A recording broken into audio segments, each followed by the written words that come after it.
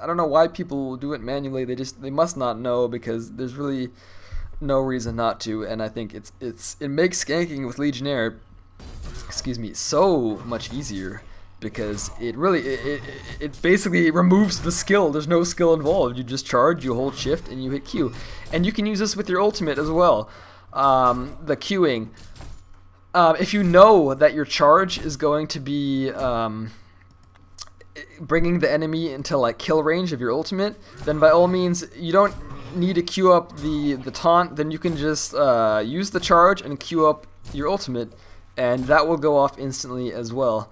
Of course, the taunt is always slightly more safer bet. If you're not 100% sure if the enemy could turn around and stun you, maybe something like that, then you definitely want to be careful. Not to just be on the safe side. Use the taunt. Usually, if I queue up the ultimate after charge, it's usually a mana issue. I will only have enough mana to use the charge and the ultimate. I'm gonna skip ahead here. Basically, just farming. Basically, you want to help out your lane and gank whenever it really calls for it. Here, see the enemies again, quite pushed out, not much to gank. Whereas here, there is stuff going down. I am gonna come here. I don't remember what happens here. I think I am gonna finish my Helm of the Black Legion. I am getting Ghost Marchers in this game. I'm not quite sure why. I think just because it really is the standard thing. If you don't necessarily need that portal key right away, just by all means get Ghost Marchers. It can help you position yourself and catch enemies when your taunt is down. I believe I am going to die in this next team fight. Nothing quite spectacular. I just barely missed the taunt on Jereziah. You can see my taunt is still up, and my initiation basically fails. But I'm gonna redeem myself here in a minute, I believe. There's gonna be one point coming up where I will, excuse me, get this Rhapsody again with the charge and the shift queued taunt. It won't miss.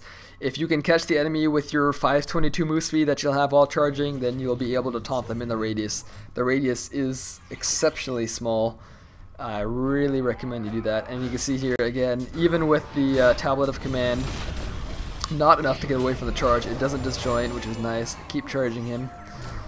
And yeah, using that shift click, or the shift Q, so important. There's going to be a point coming up where this Puppet Master is going to sort of juke me in the forest a little bit, but I do believe I'm going to. It's just awesome. The Legion have destroyed a hellborn. Look at that instantaneous taunt, and gotta have the taunt. Two types of taunting going on in this game. So manly, so manly. If you don't have the skin, you should get it because it's manly. Here's the point I want to talk about. Again, I'm sorry I'm riding around on the shift queuing thing like it's, you know, the end of my life, but it really is fantastic. I'm gonna go into my view here, and you're gonna see I'm gonna be going into this Puppet Master, and he's gonna sort of walk into the fog, and it's gonna be kind of I'm gonna lose vision of him, but since I queued it up, it's still gonna go off perfectly, and I still am gonna get him. And here's one point where Ghost Marchers does come in quite handy. I'm gonna sort of kill this guy and go into Jereziah. Luckily, Pebble's gonna be backing off, but I am made of bricks and shit houses. I'm gonna keep on chasing. And another great thing about Legionnaire, especially late game, is the fact that Terrifying Charge and Taunt, both physical abilities, both deal physical damage and physical sort of taunt, disable, whatever. His magic shield, completely irrelevant. Completely degaff on that. Absolutely spiffy. This game is actually going to be ending soon. There's not much late game in this replay. I apologize for that. You're not going to be seeing much portal key action. As you can see, they are going to use all their crap on me, but like I said, I am made of brick shit houses. Gonna just walk it off. Keep farming. A Trollolo coming out. Basically, you want to be doing stuff all the time with Legionnaire. You can't idle. You gotta just be, when you're not ganking, you gotta be clearing camps. When you're not clearing camps, you have to be ganking. Here, I am gonna pick up the Portal Key and Mystic Vestments. Mystic Vestments, basically, you always want to pick this up as soon as possible. Such a cost-effective item. No reason not to. You don't necessarily have to turn it into Shaman's Headdress, but definitely worth it. Another thing I want to say about Ghost Marchers, you can actually disassemble them as well and make them into a codex if you are into that. I know a lot of people watching this are going to be like, what, codex, this is, I thought you were talking about high level play. Codex isn't, it's kind of underrated. I mean, you know how Fade gets a codex and just, you know, one-shots people? Legionnaire can do that too, and it's by no means what I kind of discredit it just because it's kind of, you know, token noob item, especially when you can dismantle your Ghost Marchers into a codex. I would only really get a codex though if I'm doing exceptionally well, my ganks have been successful, and let's see, the game here is ending. Very short game, but if the team has many squishy heroes, then by all means codex can be a viable choice. But really, your core item here is Portal Key, and what you're not going to see a lot of in this game, unfortunately, is late game sort of team fight initiation. But there isn't much to say. You basically Portal Key in, taunt as many heroes as possible. It works really well if you have a hero like Tempest or Magnus or something to back you up, or Soul Stealer. Oh, it's so... I mean, your initiation as a Legionnaire is great, especially because it's physical ghosty magic immunity, and like there's only so many initiation abilities that can do that.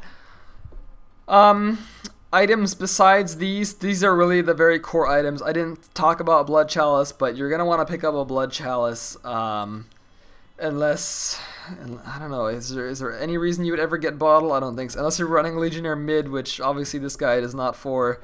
You're going to want to basically get a Blood Chalice. You're going to have so much health regen, it's going to be very ideal. Very small mana pool on Legionnaire. I've never made Mana Ring on Legionnaire. I don't think I ever will, but I don't think that's particularly viable. It would increase his mana pool significantly, which would be interesting because it's so small, but I don't recommend that. But yeah, late game initiation, you are an initiator later in the game. You want to use your ultimate and your charge to nuke down fragile people, especially semi-carries. Those ranged semi-carries, they're so squishy, and it's just wonderful.